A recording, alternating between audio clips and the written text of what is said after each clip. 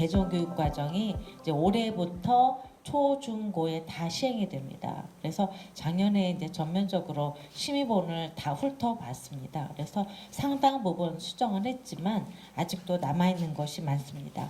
2022 개정교육과정이 이제 쉽게 말하면 우리가 열매를 막 이제 뭐 이렇게 겉으로 나온 거를 고치려고 애를 쓰고 있는데 사실 이제 뿌리가 뭐냐면요. 유네스코 SDGs 17개 목표라고 하는 게 있습니다. 그러니까 이것을 이제 바탕으로 깔고 있습니다. 쉽게 말하면은 2022 개정 교육 과정이 유엔의 교육에 대한 어떤 뭐라 그럴까요? 이제 침해라고 저는 보는데요. 이게 밑에 깔려 있는데 그걸 모르고 위에는 야, 이 성혁명 요소 빼야 돼, 이거 빼야 돼, 성소수자 빼야 돼. 그래서 열심히 뺐습니다. 근데 문제는 이제 총론에 다 나와 있다는 거죠. 그래서 그 유네스코 SDG 17개 이게 왜 문제냐면 지금 또 교육부가 이걸 하고 있고요. 또 각 교육청마다 이걸 하려고 하고 있고 실제 학교에서는 유네스코 SDGs 요 17개 목표를 가지고 지금 교육을 학습 지도를 벌써 이미 이제 시행하고 있는 상태입니다. 그래서 그 자세한 것은 뭐 제가 하긴 그렇고 이 이제 교육의 특징이 뭐냐면 첫 번째 이제 성평등 젠더 교육을 한다는 거고요. 두 번째는 급진적인 진보 교육자들의 주축이 된 세계 교육의 획일화입니다. 전 세계의 나라의 교육을 이것으로 통일시키려고 획일화시키려고 하고 있고요.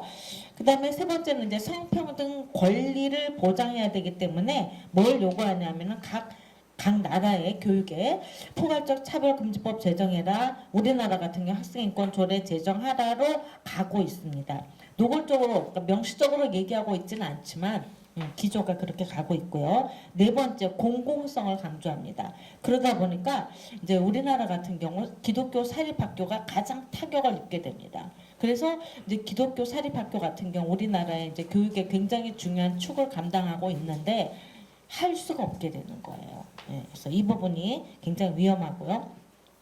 다섯 번째 다양성, 다원주의 교육이 기본으로 깔고 있습니다. 근데 이 다원주의 교육에 기독교는 배제가 됩니다. 그러니까 반기독교 교육이 유네스코 교육이다. 그다음에 여섯 번째 무시험, 경쟁 거부가 이제 주가 됩니다. 그래서 전체적으로 이 유네스코 교육을 따르게 되면 학력이 저하가 돼요. 왜냐하면 시험과 경쟁을 죄악시하게 됩니다. 여러분 많이 들어봤죠? 시험과 경쟁을 죄악시하는 수많은 사람들이 얘기하잖아요. 근데 그 시험과 경쟁이 애들한테 스트레스를 주는 거는 사실이지만 어느 면에서는 시험이 있어야 자기가 어느 정도 공부를 하고 있는지 확인도 할 수 있고 또 경쟁을 통해서 발전하는 면도 있거든요. 그러나 이제 이런 걸 다 죄악시해서 이제 시험 없는 세상 좋아하죠. 학부모들도 좋아합니다. 근데 좋아하면 안 되는데 좋아합니다. 그러다 보니까 학력이 떨어지니까 이제 사교육으로 나가게 됩니다. 그 다음에 일곱 번째 급진 페미니즘 관점으로 모든 걸 보게 합니다. 그러다 보니까 남녀 평등 이걸 얘기하면서 결국 남녀 평등이 아니고 남녀 갈등이 유발되고 출산율이 저하돼요. 그리고 여덟 번째 조기 성애와 성전환 그리고 마지막으로 그 상대적 인권 상대적 인권 얘기하고요. 그 다음에 아이들을 이제 2022 개정 교육과정의 핵심은 학생 주도입니다. 학생 주도. 학생 주도가 뭐냐면 니네가 실천적으로 행동해. 그러니까 여기 이제 잘 쓰는 말이 실천입니다. 참여, 실천, 행동. 그러니까 너네는 나와서 소리 지르고 행동해 이것입니다. 그래서 아이들이 이런 이제 이데올로기 교육을 받게 되면은 알고만 있지 말고 나와서 행동해라. 쉽게 말하면 나와서 시위도 하고 사회 변혁에 너희들이 도구가 돼야 된다라고 하는 것이 사실은 유네스코 교육에 이게 이제 깔려 있습니다. 이건 제가 마음대로 만든 게 아니고 미래교육 보고서를 제가 요약한 것입니다.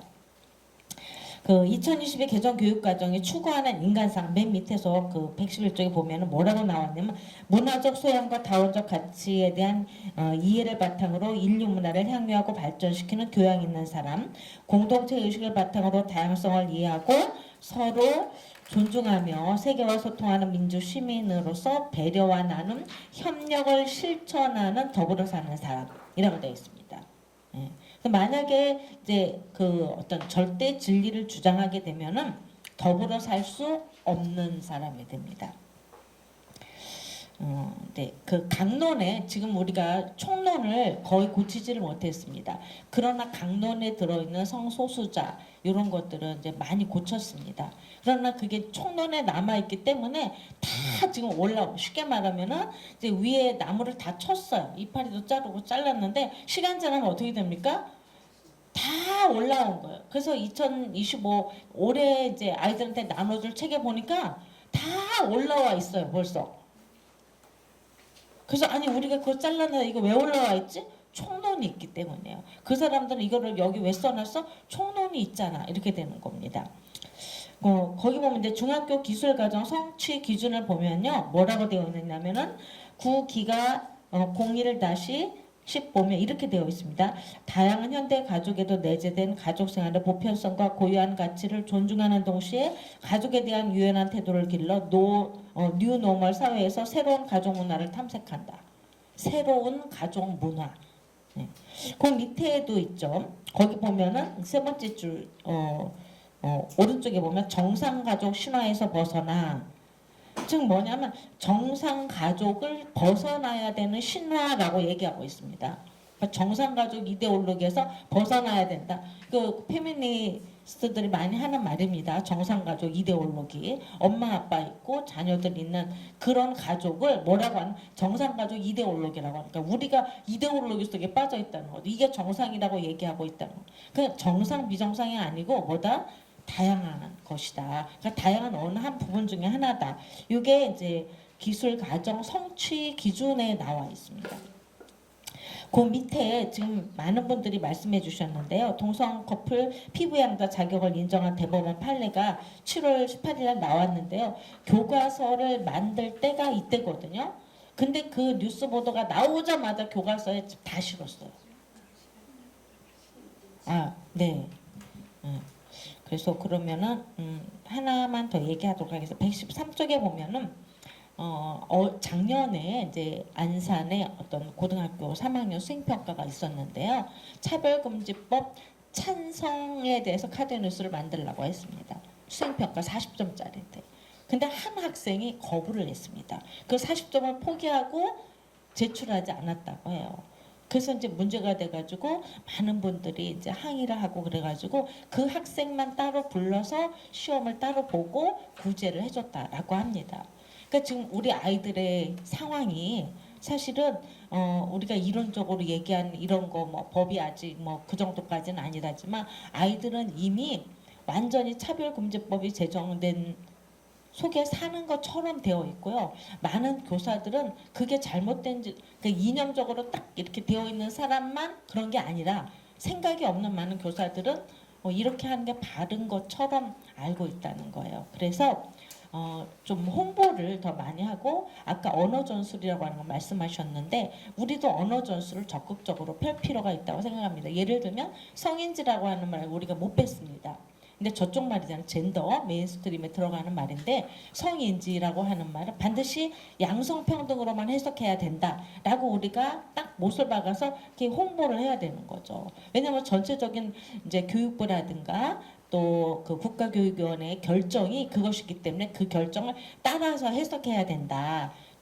뭐 성적 자기 결정권도 마찬가지로 그래서 부지런히 홍보를 하는 일이 좀 더 필요하겠다 싶습니다.